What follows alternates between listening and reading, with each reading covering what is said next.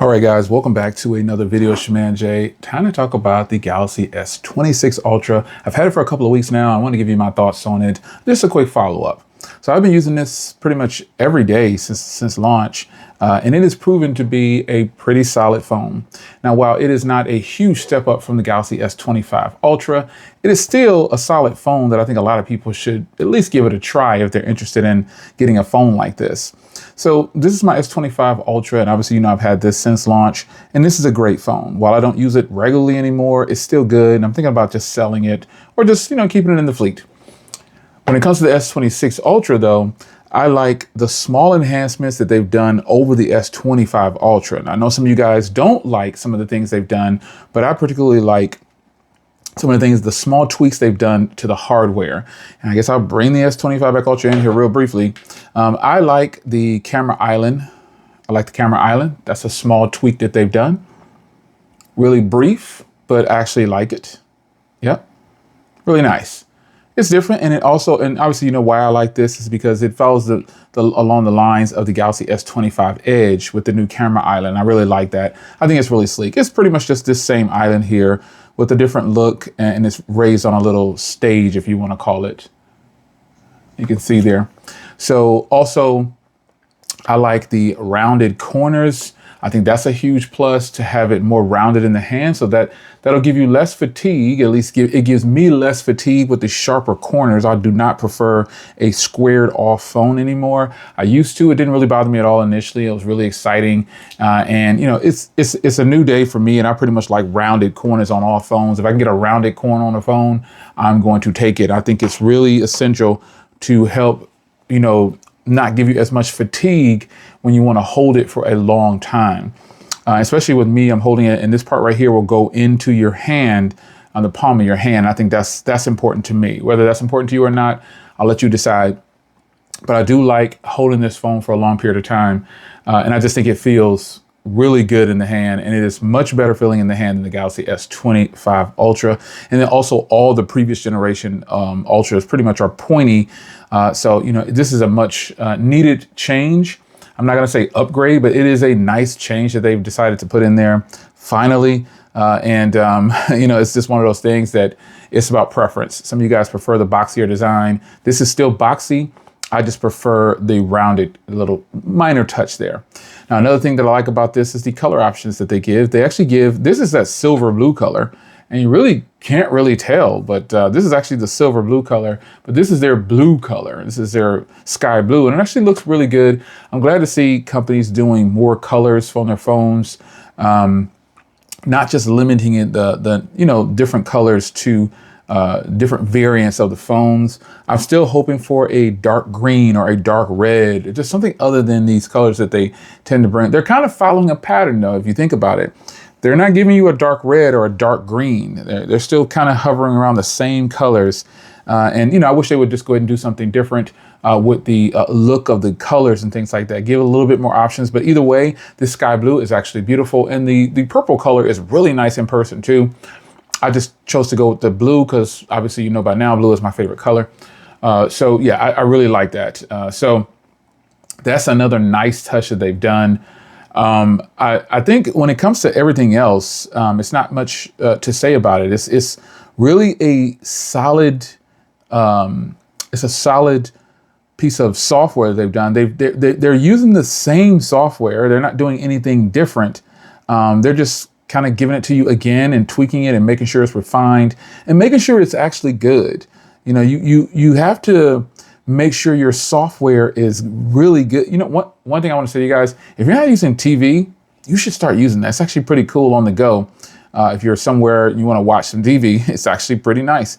But the software, it's good. It's a solid piece of software. In fact, it's a stable piece of software as well. Along with other OEMs, this is actually a stable piece of software because they've worked on it over the years, and I hope it just continues to get better. And then it doesn't, I haven't had any crashes or anything like that. I haven't had a Samsung phone crash on me, and I don't even know when. And I mean a serious crash where it reboots or applications won't open or it just completely freezes. That hasn't happened in so many years because what's inside of here, another good improvement that they continue to do is they continue to bring you upgraded internals And they're going to the latest Snapdragon every year, just about. And they're doing a Snapdragon 4 Galaxy. So that makes it a better experience overall as well. Am I getting a huge difference in performance? Absolutely not. Like the S25 Ultra didn't give me any performance issues, and I didn't anticipate this would either.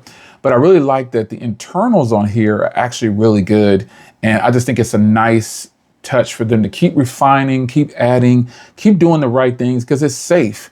You don't have to take any major risks sometimes. If this is working for them, this is why they're not probably making major changes like a lot of us want. But yeah, this is more than likely what it is. They don't have to make any major changes because this is still working for them, and they're going to sell out every year. They're going to sell the same phones with different tweaks, little small tweaks. Not them, every company is doing this, but Samsung has mastered the art of their trade-in program. And I think that's a good reason why they sell so many phones every year. As I lead into the next thing, price. The price of this phone did go up. All the variants went up. What did it go up? $100 or something like that, each variant, 100 or 200, whatever it was.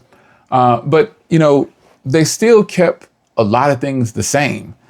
And again, the performance was already good. Like there's nothing bad about the performance on this phone. It's just a matter of money. They're going to remain profitable and there's nothing we can do about it. So I really hope that, you know, everyone who got this phone is really happy with the performance. I am happy with the performance. I have no quarrels about the performance. I didn't have any quarrels about the performance in the previous generation, but the price did go up.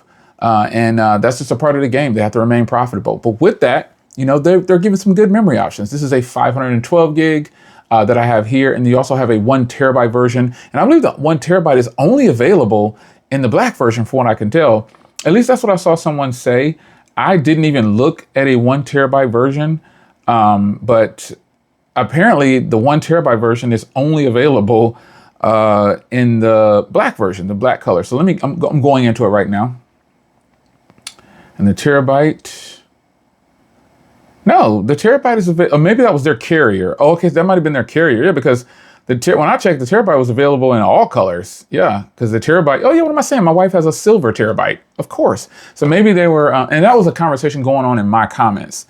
So my apologies for that. But someone, I guess their carrier only had the black 1 terabyte or something like that.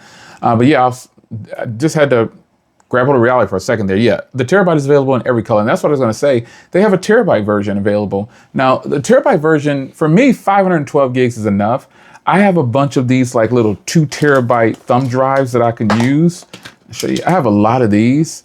I love having these like 1 terabyte, 2 terabytes just laying around. If I want to edit off of this, I can just plug in Type-C and plug it right into the phone or whatever I'm using for Type-C, and it works perfectly fine. I can edit. That is actually how I edit off of Mac OS. Like I don't edit on the hard drive itself. I have an external 2 terabyte that I edit off of when I'm editing anything, especially if it's going to be a longer video and lots of things going on. I want the fastest speed I can get when editing. And I use, again, things like this, these little 1 terabyte and 2 terabyte drives like this for more storage. And I don't actually keep a lot of things on my phones. So the 1 terabyte is good for people who like to store on their phones, who might think they're going to keep the device for 2, 3, 4, 5 years. That's great.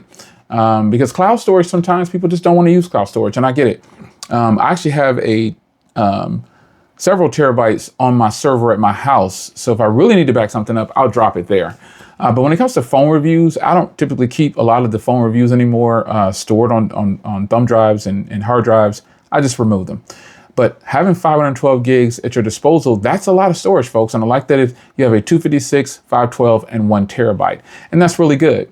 So you couple all this, this great conversation about how good this phone really is with a beautiful display. I think the display is absolutely beautiful for watching content. I've already shown you how nice this display was in comparison to other phones as well. So no need to fire up a video. If you have this phone, I know some of you guys are going to say you're watching this video on this phone, and I know you're going to like it. So, and for the reference of this video, for your reference, this video has been recorded with the Samsung Galaxy Z Fold 7. Yes, I like to tell you what I'm recording with. Because obviously I have cameras and stuff like that, but I just like to use the cell phones because it's convenient to edit on. I don't have to move everything to my Mac all the time. If I just want to do a one-take Jake, I'll whip out a cell phone. And these cell phones today, speaking of cameras, are high-powered. they are high powered. These cameras right here are absolutely phenomenal when it comes to recording video. I really like them. Let me go into my gallery here and let me show you some clips that I've done. Now I'm showing you these little short clippets weeks ago when I was out at the park shooting on the vet. But just the quality that you're getting from these cameras is actually pretty stunning, man. I really like it. And so you get into the photo quality, and it's really good when taking pictures of objects. One thing I've learned about these cameras is that for me, my personal taste in photos, I like this phone better from taking pictures of objects, things, not people. But I like this phone for recording people.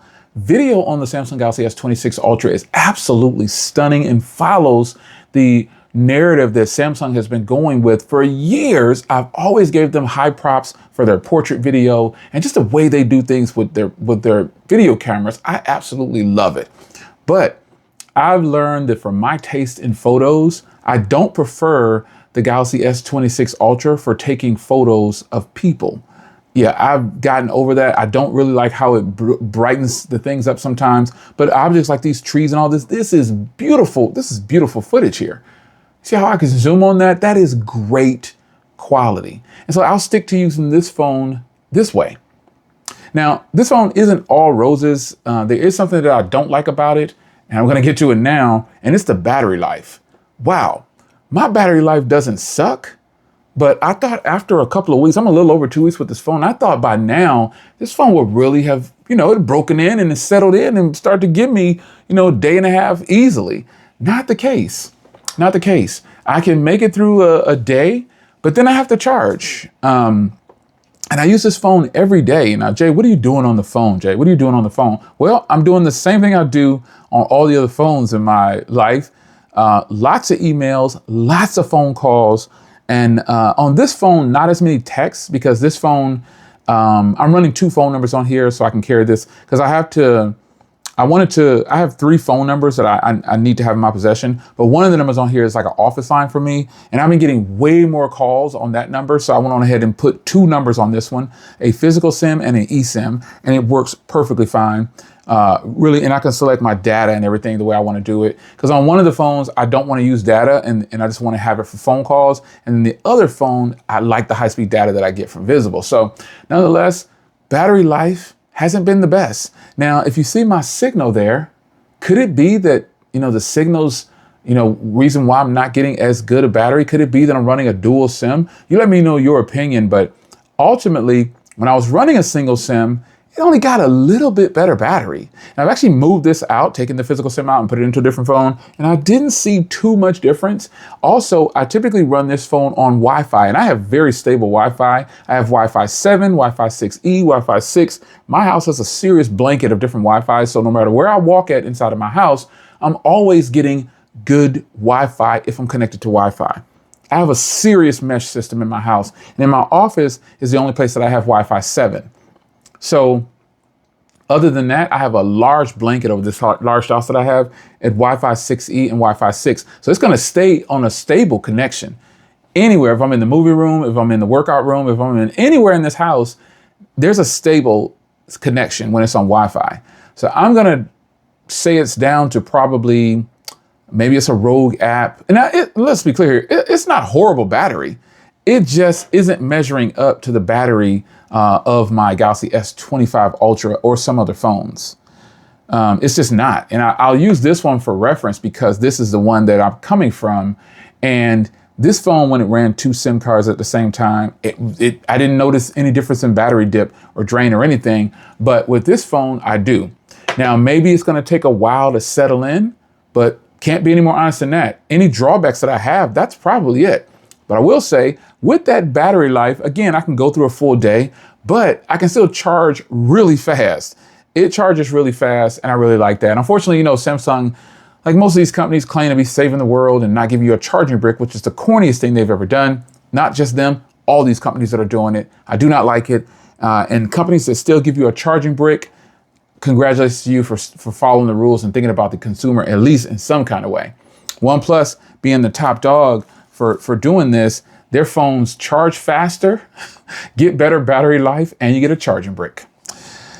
Well, that's how I feel about the Galaxy S26 Ultra currently. This phone is a beast mode phone, and if you have it, I know you're enjoying it. I'm enjoying mine. Aside for the weaker battery, I think this is definitely a keeper. No catch and release on this bad boy.